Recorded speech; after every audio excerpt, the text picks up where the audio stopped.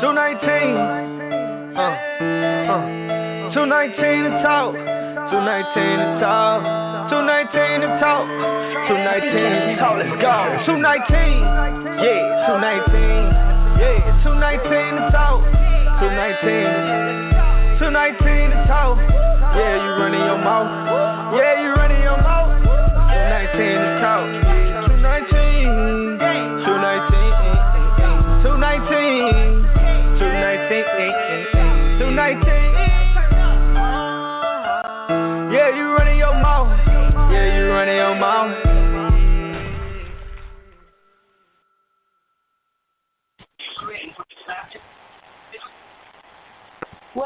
Welcome to the show. It's none other than your host, Queenie, and JD the Ball is on the way. We got an awesome show for you tonight. This is 219 The Talk, where we are talking about real issues, real stuff that affect our community. So we're just going to keep it real tonight. We're going to be talking about the great loss, the great loss to our community. Chadwick Boseman. We're going to be talking a little bit about him to pay tribute in honor of his life, his legacy, and just truly just celebrating him. We celebrated him while he was alive, so it ain't one of those give him his flowers while he lived. You didn't like him when he was no. We love Chadwick Boseman. We're going to talk a little bit about him today. We'll talk about different movies that he was in, things that we discovered about him as well, and just, spending time talking about it. So what we're going to do is, before we get into that, I want to play a little bit of one of my,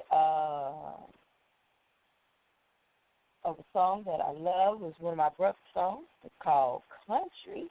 And then we'll be right back at you. This is 219. Goodbye. Nino, man. And now, more. Yeah, I'm country with it like trail riding. This two-door on that cowhide. T-shine like sunshine. 40 cocked on my waistline. Country boy, but I don't smoke hate. Loud sweet in my ashtray. Treat every day like my last day. I'm country. AC on with the windows down. If you see me, no contenders round. Talk of the town, I shut them down. Moonshine and joints rolled. If I'm in the game, then points gold. House parties and drink poles. Pimp talk and Kangos. I'm country. Country talk. You see the country walk. You smell the country homie. It's 'cause I'm country homie. I'm country. So country. You hear the country talk. You see the country walk. You smell the country homie. It's 'cause I'm country homie. I'm country. So country. It's been a long time coming, but the country, yeah, we own now. Atlanta back to Houston, got 'em living every song now. So put your boots on and hold your cup tight. We about to hit the trail right. We gonna party all night. See, the club is overrated. Don't walk it in the way. They can't shut this hips down. Them laws can't make us go away. And ain't no last call for drinks, 'cause I got something in the cooler. Tell the whole world what the country did to you. I'm country. So country. New Cupid, let's go. That's the way I grew up. Shopping screwed up. What it do, bruh? Shake it for me, baby. Let me see what you're working with. Country women got that work. Yeah, they be popping it. Trail ride girls, tight jeans with some boots on. Mess around with a country girl, you ain't going home. She look good, she look good. Shawty a beat when she on that wood. The king of the trail ride blues. Let's go. I said these boots was made for walking. Let me set down my shine and let me start stomping. King of the trail ride, blues in your boots. Line dancing Sonic, so no matter what you choose. Catch me in Texas or even in that booth.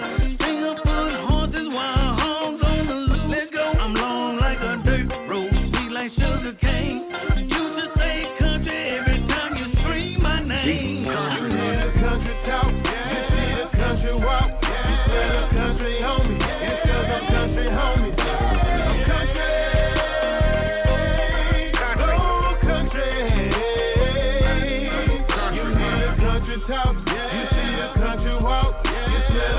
country homie. It's 'cause I'm country homie. I'm country. So country. See, we them good boys for sure. With a country pedigree. A dangerous combination. We gon' let the world see. We put in work and pay the dues. Homie, this right here ain't free. This R&B came naturally. Can't deny it's meant to be. We fell so deep in this game. But we some good. 219 The Talk. Freedom. Let freedom swallow you whole. Let's talk about real issues. Freedom. Free your mind, your body, and soul. Life. Love. Relationships. Freedom. Let freedom become your home. The real deal. You know what? Let's just get into it. 219 The Talk. Hey, what's going on, y'all? This is JD the Barber. I done made it in the house tonight. It's a beautiful thing to be here Thursday night in Houston, Texas, where it's hotter than a fat girl with a fever. Oh, Lord. And we here, baby. That's what's going on. Is that trailer right there? No, that's Own It. Oh, that's on it. What's happening, baby girl? Oh, my How you goodness.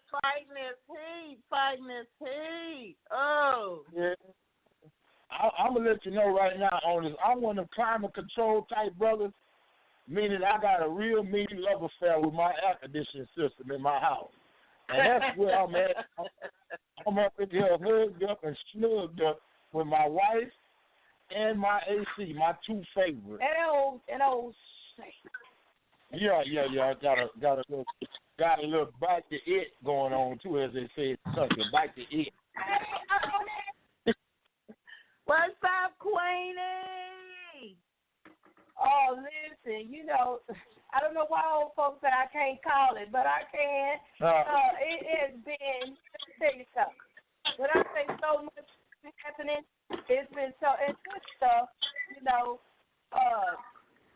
trying to get organizations going and trying to get people situated and all that kind of stuff, but God is good. God is truly, truly good. He has equipped you for the journey. Always remember that. And that's why they say, honest, you want to hear God's ass telling you, tell him what you planning. So I'm just excited. We missed you last week. We missed on it. Why? Because you're going to tell it like it is, just straight up. You're going to tell it like it is. I don't know any other way. I know that's right. We want to start this show off just giving a tribute to Chadwick Boseman. Just dive into that and just talk a little bit about. We didn't know him personally.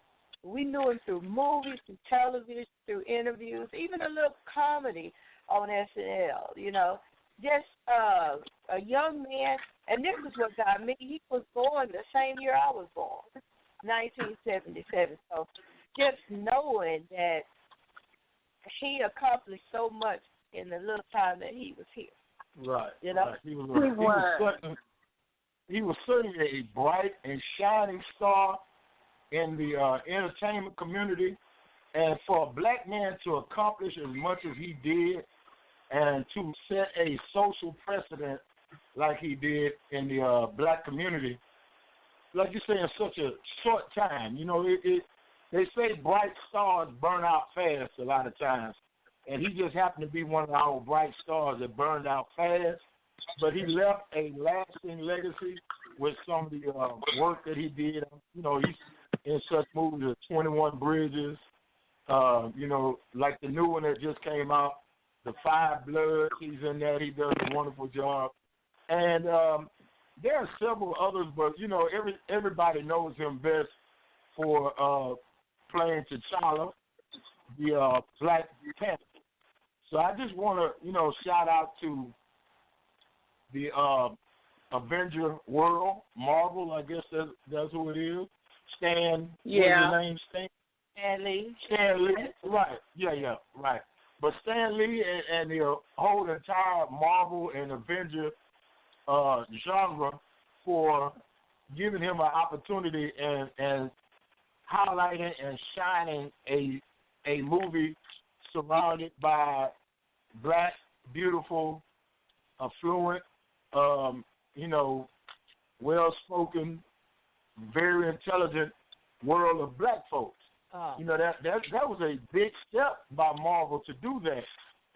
Black Panther has been out for years as a comic book, but for them to put it together and put it on the screen and use a rising star like Chadwick Boseman, and there were other great actors and actresses in that movie, simply highlight a utopia-type black world was such a great step in the midst of this foolishness that's been going on throughout our country at this time. That was just a profound and great thing to have put on the big screen, and that was one of Marvel's highest grossing films to date. Yes, it was. Yes, it was. They made much money off of that. Oh yeah, they made some of the the most amount of money ever been put out by a Marvel movie, basically. And it was done by a black man. Yes. Right. And you never would have thought that. Okay, so we have to give kudos to Denzel Washington also, because he was key in helping him in his professional journey, and we have to give kudos to him. I'm quite sure he's feeling it, too, because through it he has, gained a great friend, and I'm quite sure, he's feeling it too. A young black man gone too soon, gone way too soon. Right. Well, the thing is, Denzel is another great actor, and he was one who has stood on the shoulders of great actors before him. But that is one thing that I admire about Denzel and Chadwick as well, that they understood the dynamics of who they were and what they meant to the black community. So they always had decorum and honor in everything that they did. Whatever roles that they chose, they were able, because of their talent and their know-how, they were able to choose the roles that they wanted. They didn't have to settle for certain roles or demean themselves or their black man's honor to, make it in Hollywood. And so many other black actors and actresses have had to do. They did not compromise who they were to get ahead in the game, and they were willing to help those who came behind them and help them get in the game and find honor and decorum in the Hollywood industry as well. So I applaud Denzel Washington and actors like himself, such as the Sidney Poitier, the Harry Belafonte, we've just had so many Lawrence Fishburne, so many great black actors, that have come before these guys, and he was just one and one of the latest in a long line of great black actors that have come through Hollywood. And we got a lot more youngsters that are up and coming right now, that like Michael B. Jordan and a few others that are out there that are actually making some significant leaps and bounds in the movie industry. Well, they said that he knew Michael B. Jordan and Chadwick were very, very close. Right. They used to play in soap operas together. Well, the thing is, when you are a black man in a small elite group, we pretty much know each other. You know, it's just like a unwritten fraternity. Yeah. And there's a rites of passages, and I'm hoping and praying that these black men who are prominent in the entertainment industry are taking their time out to mentor and give back. You know, maybe having secret meetings somewhere. I don't know what you do, but I'm just hoping that they are helping to guide along this up and coming black industry that's taking place right before our eyes. So I'm just hoping that that's what's going on. So I hope they all know each other. You know what? On this, I was looking at Facebook, and I noticed that on Facebook, you had a lot of children that were paying tribute. You know, their family had shared with you. And then you see posts where children were crying or they were doing the Wakanda Forever and, you know, and paying tribute to. Because some people don't understand the effects as well he had on the children, letting them know as black children that they can be superstars. It's the same thing. You know, praise God, you know, we still have Obama alive, you know, amen. But looking at this leadership that we have in the black community, I think it's very important that now we start to really, really celebrate our stars and leaders, you know, just off the fact that it was a time to where black people couldn't get into different the White House and couldn't act in certain movies, you know, certain roles, couldn't be in a leading role. They didn't cast black men as heroes, you know, in any type of fashion, you know. But I think that it's very important in this day and time, you know, that we begin to celebrate all aspects of our culture, acting, music, all of those different things, and show our children that we are a race that's so full of culture till it's just amazing. You know, there's no limit to what they can do. Yes, it is. Well, you know, the thing about the movie Black Panther, subtitle Wakanda Forever, is that if we sit down and we really talk to our children concerning this movie, which really taking us back to where we really came from. Because, you know, today we want, you know, a lot of groups want to portray us as gun-toting drug dealers. But we are, first of all, the original Hebrews. Second of all, we were scientists, mathematicians.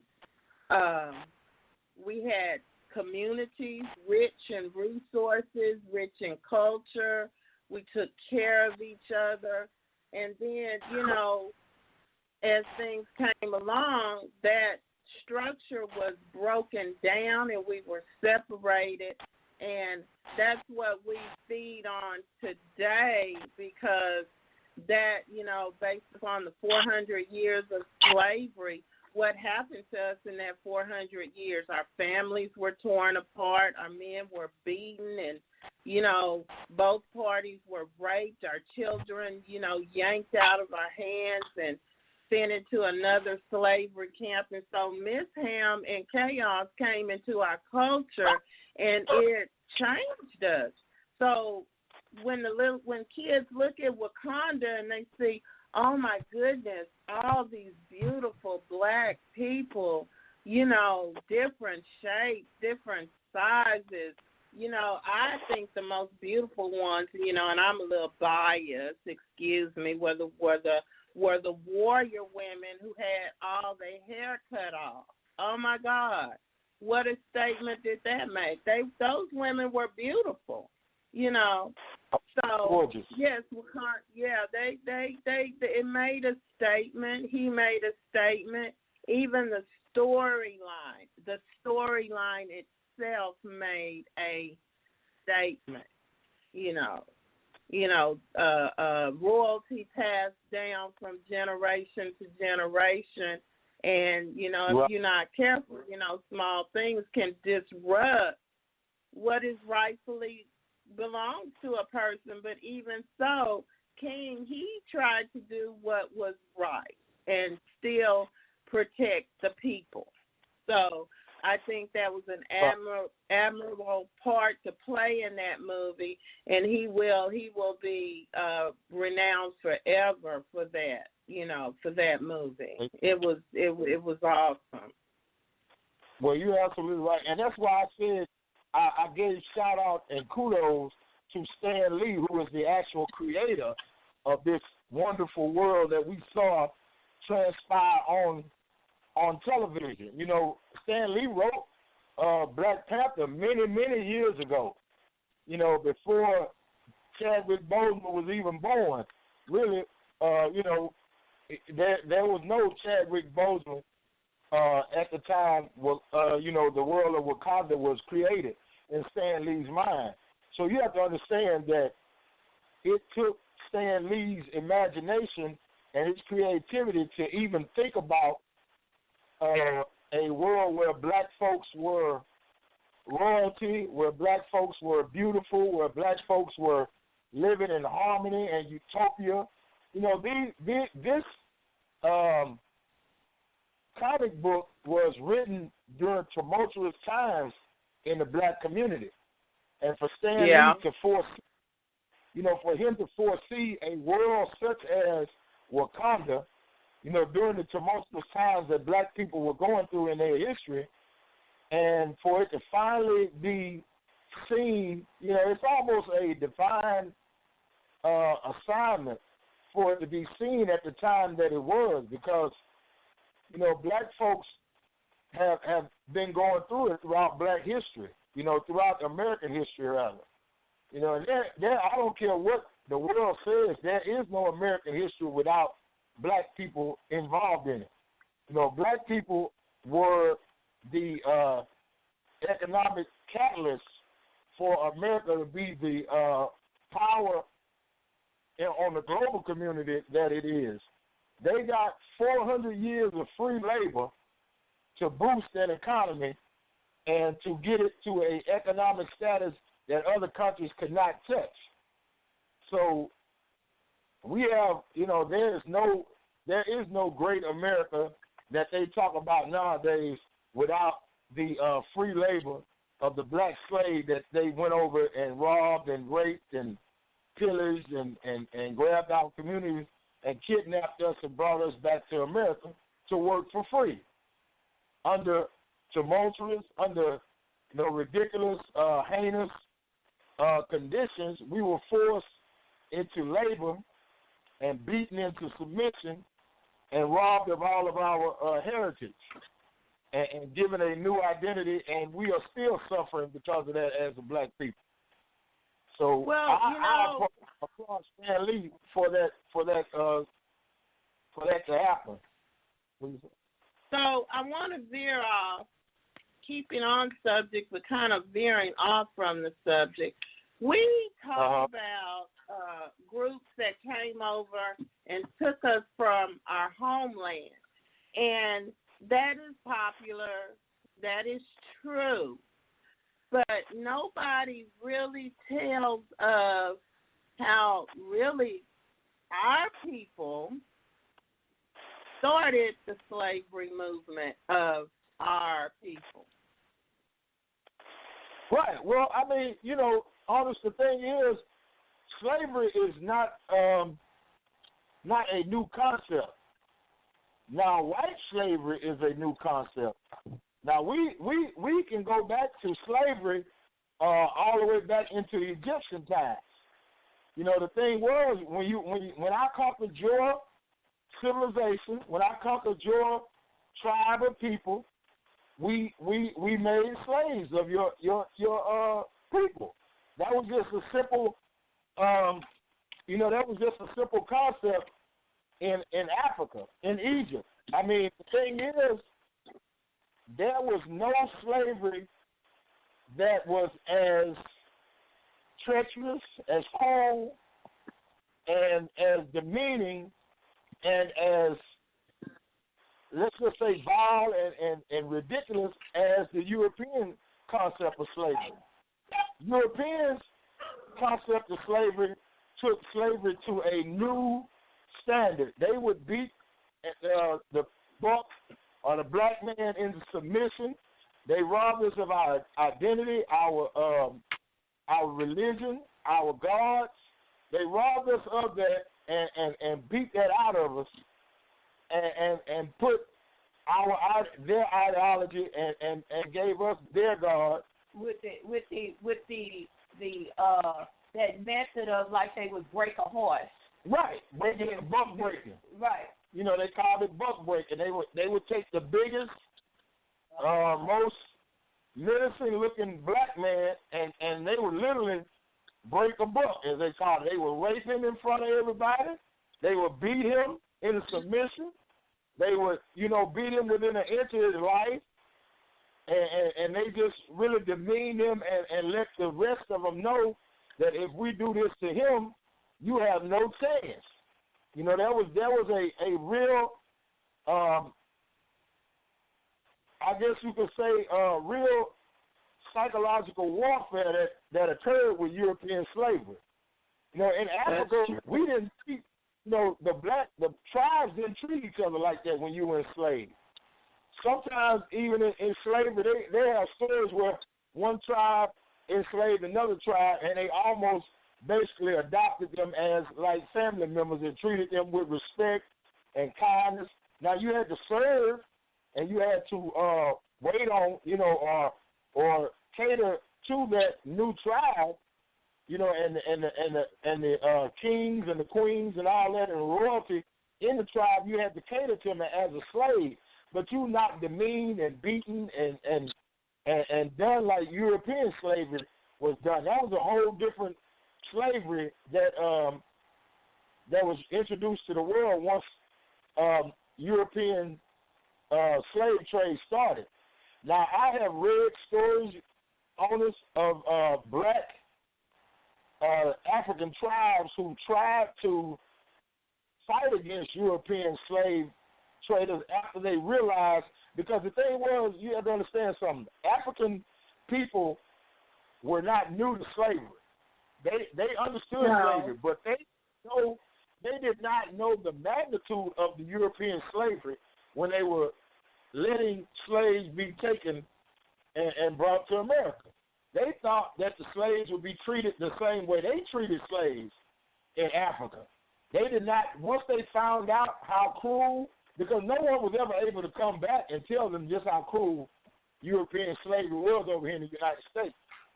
But there were a few African kings and queens who found out how cruel European slavery was and tried to stand against European slavery, and they ended up getting their entire tribes wiped out. There are stories in the history books of kings and queens who stood up against European slavery and ended up getting their entire villages wiped out and their kingdoms taken, getting themselves killed and all of that. Now, let me explain something to you. There has never been a land where the white man has put his foot down and not destroyed it, not brought famine, disease, treachery. Even in Australia. Right. Exactly. So you have to understand that the concept of slavery, you're right. It's not, white people were not the first ones to enslave, but European slavery was the most cruelest concept of slavery that in the world history. In world history, not American history, but in world history. There were no other slaves like there were no other slaves like the Europeans who brought African slaves to the United States. Yeah, go ahead. What you saying now, Janice? Queen? Oh, I was just saying, we to bring us to reel us back in. I want to take the time to really just honor. And I'm trying to tell y'all, Tonight Speak Talk is really a place where we do this at. You know where they do that at? Right. We do it right here. And the information that we share, believe me, let me tell you something. There's enough studying, and gathering of information before we share it. Okay. Right. So, to really back into honoring Chadwick Boseman, just at this moment, want to Honest, you want to say something else on Chadwick Boseman before we do a moment of silence for him and his family? I really, being basically a private person myself, I admire him through his sickness. He never said a mumbling word when people were talking mean and ugly because he knew his fight. He understood his battle. And I believe he had made peace with his battle. So therefore, I do, not only for his accomplishments in life, but his accomplishments as far as his journey to his final resting place. My hat is off to him. I admire him. And even through the negativity, he still stood. He still, he got married, and I give, kudos to his wife because he surrounded himself with people that loved him, and I just admire him for that, Amen. Rest in peace, King. Yeah, right. Amen. So at this time, we're just going to have a moment of silence.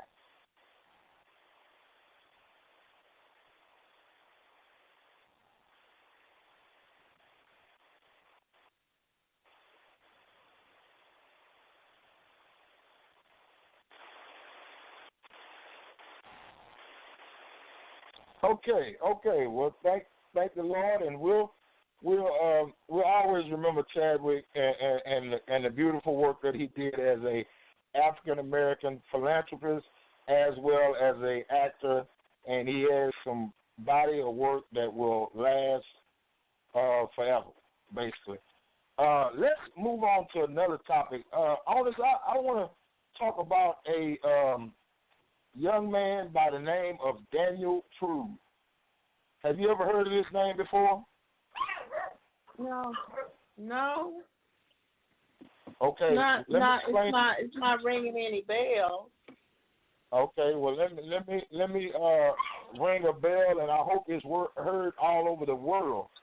Daniel Prude is a young man in New York who was killed about 2 months prior to George Floyd being killed by the police. Wow. He was killed. Yeah, he was killed, and it took me to research some situation, and a video that I saw, I had to go and research it. But this young man was an African-American man visiting his family in New York, in the state of New York. I want to say he was in Rochester, New York, but I know he was somewhere upstate New York area. And this young man, first of all, let me explain to you. This young man was 41 years. Yeah, he was 41 years old, and he had mental issues. Right? Okay. He was a young 1-year-old black man who was visiting his brother in upstate New York, Rochester, New York area, and It happened in March. The situation happened in March. What happened was he was having a mental episode. You know, you have family members who miss their medicine. They just say it like that. Yeah. They aren't taking medication like they're supposed to be. And he was having a mental episode. Now, because he was having a mental episode and his brother did not know how to handle it, he called the police. And this was on March. I'm looking at it now. It happened on March the 23rd of this past year. Because he said because his brother was showing acute mental health problems. You know, he was out. Put it like this: he was walking around the streets of Rochester, New York, in March, butt naked and acting a fool. That's what the video shows. There's an actual video. You can look it up on YouTube. It's Daniel Prude. Daniel, as the traditional spell it, and Prude, Prude.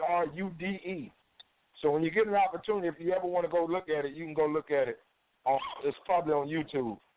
But anyway, So Daniel Prue, the video shows him being detained. Now, the brother called the police in an effort to help his brother. You know what I'm saying? To get some type of assistance for his brother. He wouldn't call him for him to do nothing to his brother because that's his family member. He loves him. He don't want anything done to him. But he does want him restrained and get him some help. So the thing that happens is the video shows the police approaching him. It's 7 officers. They approach Daniel Prue. You see Daniel Prue immediately, even though he's having a mental episode, he knows who the police are. And he starts to comply with the police. He gets down on the ground. He puts his hands up where they can see him. You know he's unarmed because he's butt naked. So he can't be hiding nothing. So they end up handcuffing the young man and holding him on the ground. Now what happens is he tells the police that he has COVID-19 in an effort to get them up off of him, I would imagine. He tells them that he has COVID-19. So because of COVID-19 situation, they take one of those spit hoods and they put it over his head. And when they put the spit hood over his head, they tighten it up and they mash his face and body into the ground. All of them are putting their weight on him. Now come to mind, this is 2 months prior to George Floyd. You know, so he is finally subdued and passes out, and they call EMS to come get him. Now EMS comes and gets him and takes him to the hospital because of his injuries that he sustained from the police restraining him and whatnot. A week later, he dies in the hospital from complications of asphyxiation. Basically, his brain was robbed of oxygen so long that he never recovered, and he died because of this interaction with the police. My Lord. Now that is. So what did they do to these officials? What did they do to them? Honestly, not a damn thing. Now, as the brother has quoted, I'm gonna quote what the brother said. I placed a phone call for my brother to get help, not for my brother to get lynched. That is a direct quote from the brother. He had to stand by and watch the police do all this to his brother, and all he wanted to do was get some help for his mentally ill brother, not for him to get killed by the police. You know, this story is a sad story, but it goes to something that I said a long time ago, on us, when I talked about it, because let me tell you something. This story is near and dear to my heart. I'm going to tell you why. I had a cousin here in Houston, Texas. Now, this girl was a brilliant scholar. She went to Northwestern in Chicago, and she obtained a master's degree from Northwestern. She retained a bachelor's and a master's degree within 4 years of college at Northwestern University in Chicago. And Northwestern is a prestigious university in the United States. They're almost like an Ivy League caliber type school. You have to be a pretty smart person to get in, let alone to graduate in 4 years with a master's degree from Chicago, from Northwestern. Now, the thing is, this young lady did all of this great work as a scholar and ended up at a party one night. Now, she was a beautiful girl. First of all, let me explain that. My cousin was fine. She was beautiful. She was a good-looking black woman. Now, what happened was she was at a party in Chicago. Party like youngsters do it. She's 22 years old, 21 years old, whatever. She's out having a good time. And someone slipped drugs into her drink, and she was never, ever mentally the same again. She was crazy as a Betsy bug when she got back here to Houston. She would have mental lapses and mental episodes She was on medication. She saw so many doctors. Her parents had a little bit of snaps about them too. So she had good medical care, but she was never psychologically the same again. She would have mental lapses and mental episodes that she went through. Now, she at one point had a mental episode, and she had a butcher knife and was threatening the entire family. She lived with my auntie now, and they were elderly people, and she was threatening this. Now this happened to her in her 20s. She was in her 40s, mid to late 40s when this happened to her. This incident I'm telling you about. So she grabs a butcher knife and starts threatening everybody in the house. So by that time, her parents are elderly, in their 70s, late 60s, early 70s. So they can't do anything with her. So they call the police for some assistance with this family member. So the police get there, and she's still wielding this butcher knife and still threatening people and all that. And instead of just tasing her or trying to subdue this 135, 140-pound black female, they gunned her down in front of her family. Oh, no. With a butcher knife. So I always talk about this situation because I tell people all the time, the police are not equipped to deal with mental issues. You know what I'm saying? They're not really equipped and savvy enough and compassionate enough oftentimes to deal with your family members who are having mental problems. So it's a real thin line and a very a very tricky situation that you get put in when you have family members who are mentally ill and you end up calling the police to try to diffuse or subdue a situation. You got to be careful with the police, especially in these inner cities and these big cities, because these police are not trained, nor do they give a damn enough to deal with these mental patients on the caliber or level that they need to deal with them. They end up hurting, killing, destroying a beautiful life that had no business being snuffed out early. Because you're crazy and you have mental issues gives the police no right to kill you outright. And like I said, my cousin was gunned down with a butcher knife in her hand by some officers right in front of her family. In the front yard of their household. Can you imagine that? And you the ones call the police on them? And they end up dead. The type of mental anguish that must put on your family members to understand that, because you have nothing to do but blame yourself. Even though it's not your fault, you are going to blame yourself out of just normal human response. Yeah.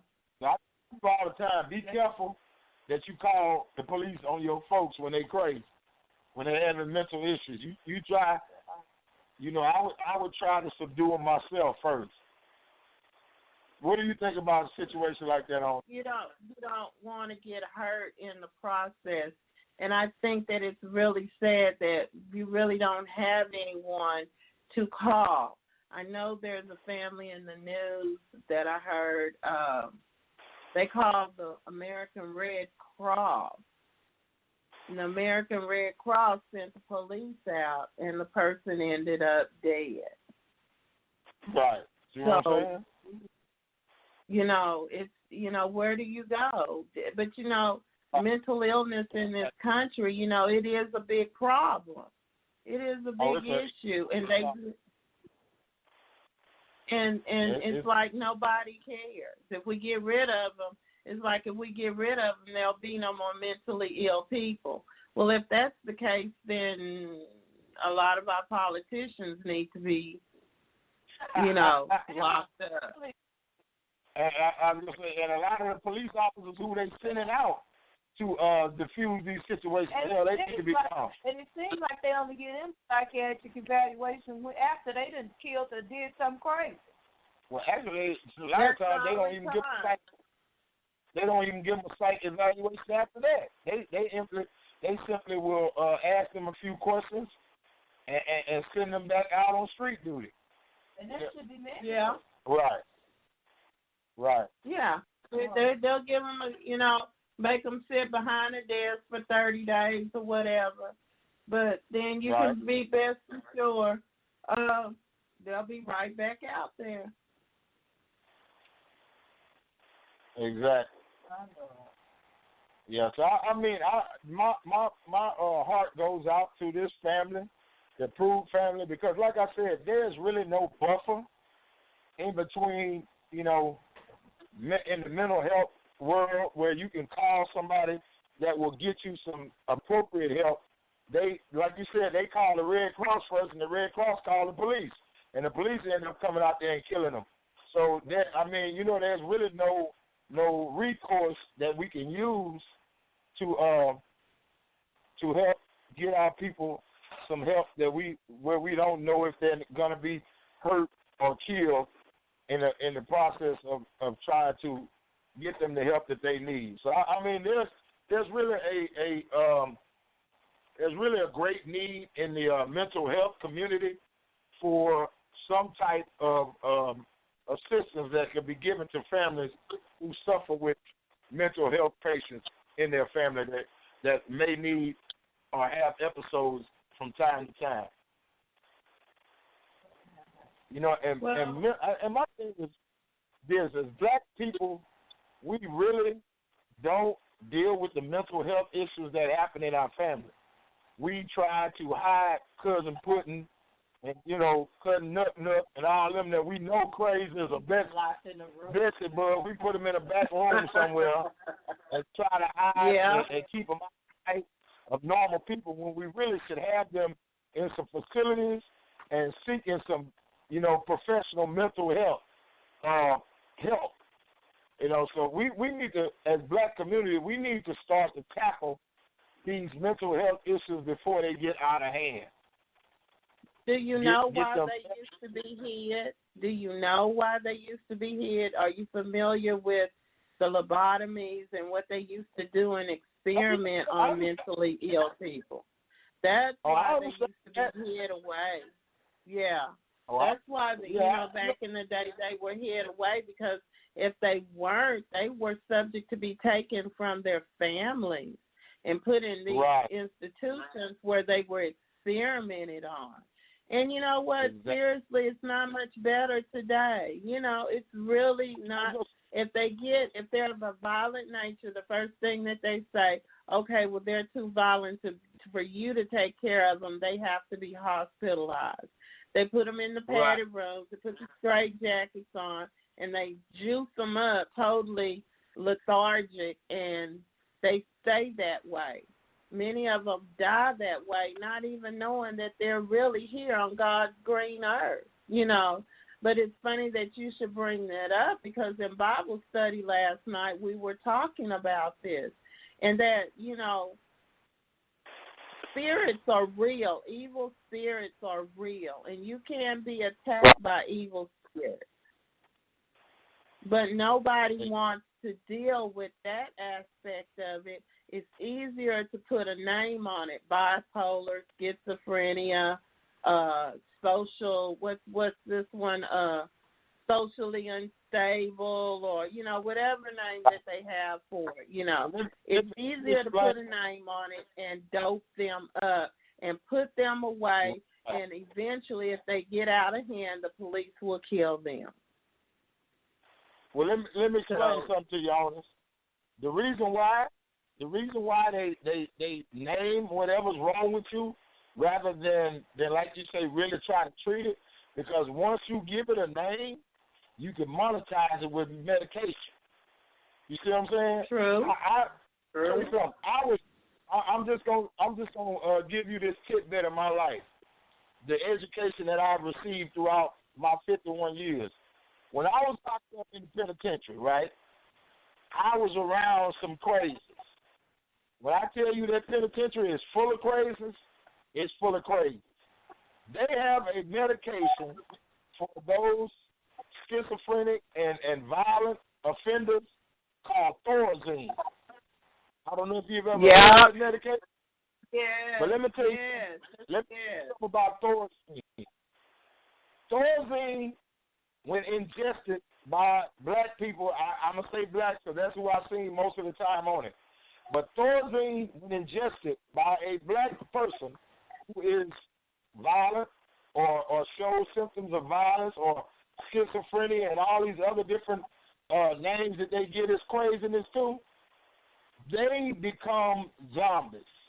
I'm talking about I have literally seen them turn into babbling idiots, drooling, needing a spit rag around their chin and everything, and they were vibrant people, 30 minutes before they took this medicine. Yeah. I was like, what in the world is that they just gave that cat right there? I have literally seen them turn that stuff up. So that, they have a liquid Thorazine that goes into your system almost immediately. I have literally been at the medication window and watched the cat, because they make sure you take it, you drink it right there in front of them. And they make you open your mouth and they check the back of your throat and everything when they give you this medicine. Now, I have seen a guy take the medicine at the window and walk a 15-minute walk back to his dormitory, and he can barely climb in the bed by the time he gets back to the damn bunk. I'm talking about within 15 minutes, it has taken effect and completely changed this person's character and their demeanor within 15 minutes. This is a powerful drug. I have never seen anything like it. I was, what in the crap is that? Yeah, like you say, that's a form of control. Oh, that's all it is. Because let me tell you something. Those guards don't want to have to deal with them guys down there a lot of times. And let me tell you something. These guards are not physically, these guys, some of these guys owners work out all day, every day. They physically fit. They could be MMA fighters, world-class wrestlers, and all kind of stuff that's in that penitentiary. But those guards will do something or end up getting something that will help them to control you in that environment. Because they know if some of them cats ever got loose on them, they wouldn't be able to do a damn thing with them. Nothing but shoot them. Yeah, and let me tell you something. When they come in there as a prison guard, they don't give them no gun. All they got is their stick in their hands. And let me tell you something. I know some cats that'll take their stick from them and make them eat it. They got to do that because they ain't got nothing but what they got to lose. What do they have to lose? Let me tell you something, owners. When you got a guy, you can't really talk to a man who crazy. I mean, who got a mean streak and he got a 99-year sentence and he know he ain't never going home. You talk to him crazy and get out of line with him if you want to and watch what happens. He gonna bust your wide open and send you to the hospital. If you're lucky, you make it back. Do you want to come back? That's a hell of a way to get an early retirement, that's for sure. Yeah, and you'll be crazy because your skull be got busted open and they're going to have to, keep you alive. So what kind of medication they going to put you on? That's what I'm going to say. You may get your early retirement check, but you also may get your wheelchair and a caregiver. Basically. Yeah. Who wants to retire with that? Who wants to retire like that? But yeah, on to some more information that we need to talk about. Have you heard about Dr. Dre and his wife? No. All right. No. Well, let's talk about this. Dr. Dre's wife has filed for divorce, right? About 2 months ago. She has filed the papers and everything for a divorce from Dr. Dre. Let me explain something to you. Dr. Dre is worth over $800 million. He is basically a billionaire. He's basically a black billionaire, literally. His wife is filing for spousal support. She wants $2 million a month for spousal support. What? Now, let me explain something to you. In 1996, I think they got married, is what they were saying. 1996, she signed a prenuptial agreement with Dr. Dre when they got married. So she, and not only that, let me explain something to you. She filed for divorce, but she was the one who got caught cheating. Let me explain that part to you, too. Now, not only that, the time in the last 2 months that she filed the separation and divorce papers, she been living in a Malibu house, right? They have a home in Malibu with service. She's been using the cars. She has maid service. You know, everything at the house Dr. Dre is paying for. Now, she wants to be able to do that, plus get $2 million a month in spousal support. Dre say, hell no. I look, bet he did. Go ahead and file with the divorce and let me get rid of her. He's trying to get rid of her fast. He's trying to take this divorce proceeding super fast and make them uphold the prenuptial agreement. Let me ask you a question, Ernest. Do you think she is entitled to $2 million a month in spousal support? And she's the one who filed for divorce? And she the one who got caught cheating? What's your that we know of? Because this is my take on things. No, I mean, you know, I'm quite sure they have children together. Yes. Yeah, they got two adult children though, so child support ain't gonna be no be an issue in that. Yeah, they got two. Well, they're gonna make him pay something. We don't know the complete terms of that prenup. They're gonna make him pay something, and then you know what I found out in situations like this, we're looking at her. Oh, she was the one caught cheating that we know of. Things have a fun way of coming to the surface when you least expect it. So let me explain. Either she's very brave. Hold on. Either she's very brave. This is my take on. Either she's very brave enough to buck the system, and she knows something that the rest of us don't know, or she just don't. Right. But let me explain something to you, Ernest. Dr. Dre has been a celebrity ever since he was a teenager. You see what I'm saying? Yeah. A young teenager, young adult. And like I said, he got married in 1996. There is no telling how many bodies he has amassed since 1996 in this marriage. And what I mean by bodies is how many women he done slept with throughout their marriage. But she is the one who got caught recently cheating. So, and then after that, she filed for the divorce, like I said, 2 months ago. So all I got to say is she got to know something. She got a lawyer. I hope she does, because I hope she don't go through all this being done. What do you spend $2 million a month on? That's the lifestyle she used to. That's the lifestyle she was used to. I guess. In California, it doesn't take long to go through $2 million, but in a month, I don't know. You know, every month. Every month, that's what, $24 million a year. Right. Well, I guess he better get up and start working harder. That's all I can say. Let me tell you I don't think they'll give it to her, but we didn't think that Mary J. Blige husband would get what he got either. Right. You're right. But Dr. Dre don't have to put out another record in the rest of his life, and he'll be all right. Not paying no $2 million a month, he won't, and he better not get married again. He better get it behind back to work, huh? Yeah, he better get back to work.